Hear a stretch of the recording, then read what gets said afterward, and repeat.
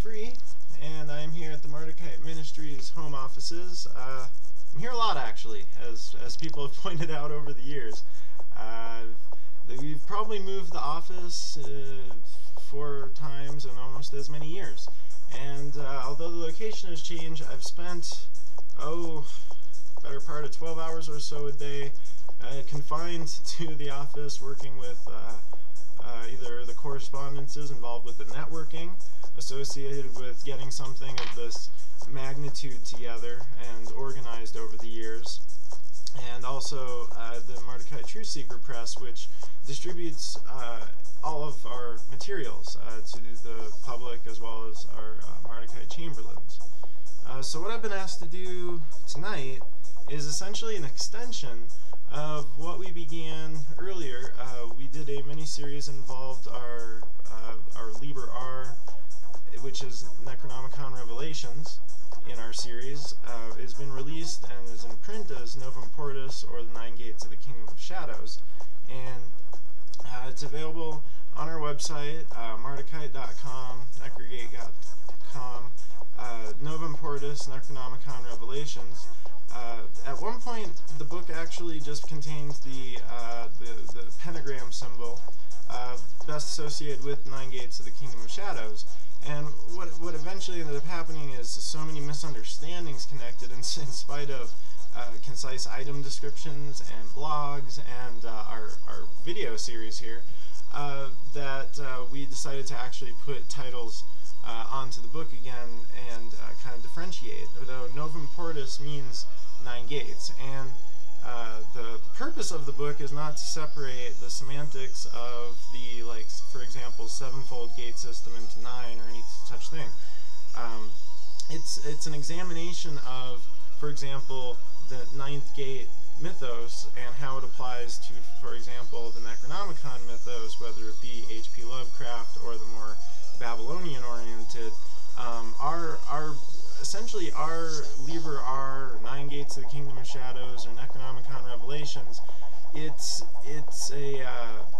almost like our version of the Necronomicon files. It chronicles the intertwined legacy that, whether it's Babylonian or connected to, Cthulhu, or, the 9 Gates, or this concept and the unifying themes involved and the ways that they do actually relate to history. So I guess what we're going to do is to pick up where we've left off in the series. If you want to double back a little bit, there's, I believe, almost 24 videos following this work. This section is called the Schlangekraft Recension, and it's basically about the Sumerian Necronomicon, and it continues where we were talking before about the Simon Necronomicon and all the things associated with bringing a book like that to press. So it says here, the modern revival of ancient ideologies known as the New Age movement has successfully brought new public awareness to many ancient mythoi. Consider the folk traditions of the Europeans in the guise of Neo-Druidism and Celtic witchcraft, or the revival in the use of Norse runes and divination systems of Romani gypsies. Singing bowls drawn from Tibetan shamanism, and a cornucopia of Asian feng shui devices. All these litter the aisles in nearly every metaphysical outlet. And certainly there is no shortage of statuary that can be purchased to grace the devotional altar, essentially satisfying enough contemporary practitioners everywhere. Preceding all of this, however, lies the distant remains of the most ancient energetic currents that were later interpreted somewhat differently by the varying regional cultures throughout time. These cultures were relatively more recent and thus seemingly more accessible to modern psyche, cultures such as the Celts or the Norse. Absent among many of these outlets are the means by which the seeker is offered some of their best assistance in returning to the source, to the foreign tablets of Mesopotamia, which are only recently being shaken free enough of the sands they were lost to and seen self-honestly again. And this is the work of the Mardukites today. While it was quickly absorbed into the counterculture and mistakenly understood to be some kind of devil-worshipping companion to LaVey's Satanism, which is also just as often misunderstood, the Sumerian Necronomicon really, it was not readily accepted by the now mainstreamed New Age.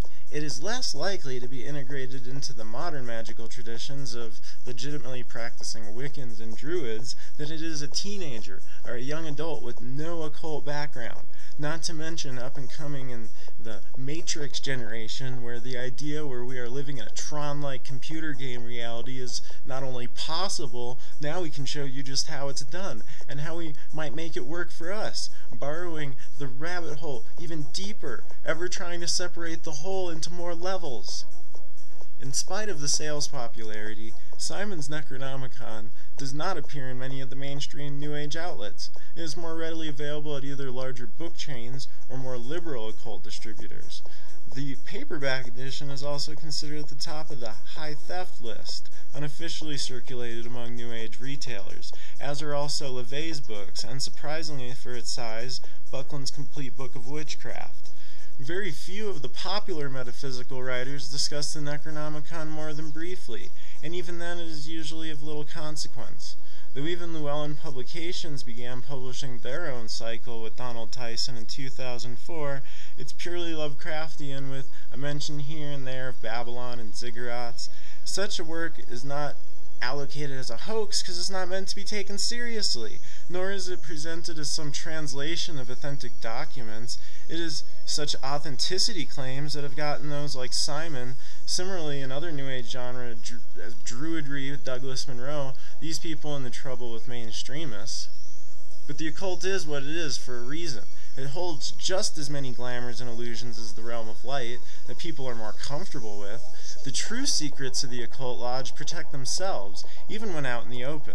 It's far easier to hide something in front of someone and keep them going on the notion that what they seek requires additional seeking, more levels, more layers of understanding. This is essentially what is known as the enlightenment deception, or what philosophers call false knowledge.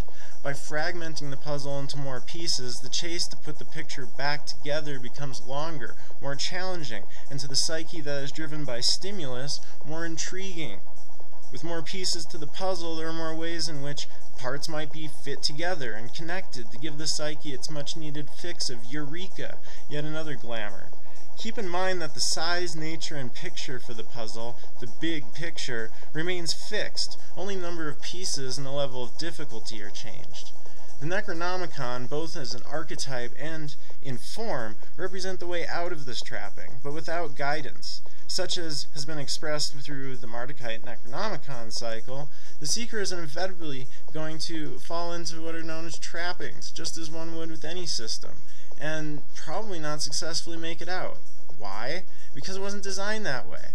That is the stimulus basically involved with the initiatory program of the gates. The Simonian version will many times over tell themselves they've been successful. Some people have surprisingly stumbled through it, figured out the niche in the system, arrived in the abyss. This is rare.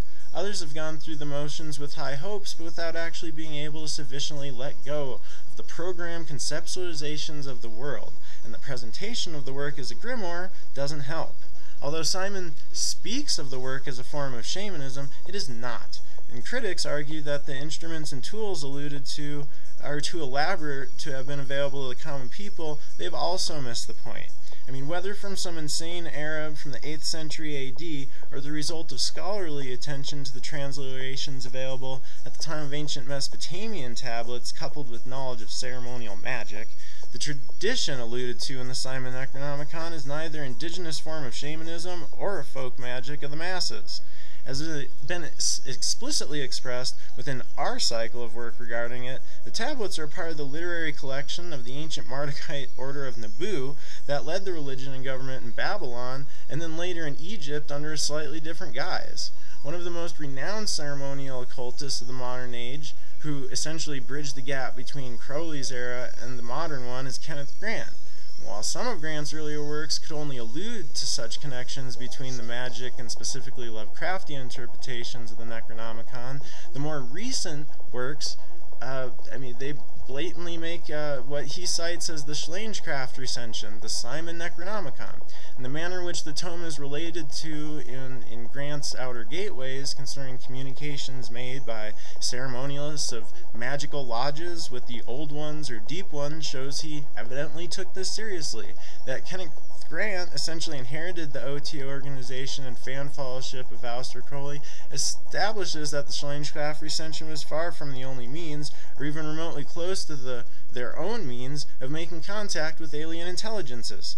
But Grant knew and acknowledged that and celebrated the work at length as a very real portal to the abyss.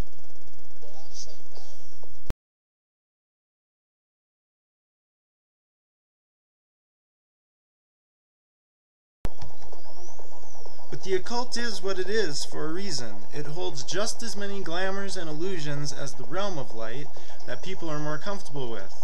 The true secrets of the occult lodge protect themselves, even when out in the open.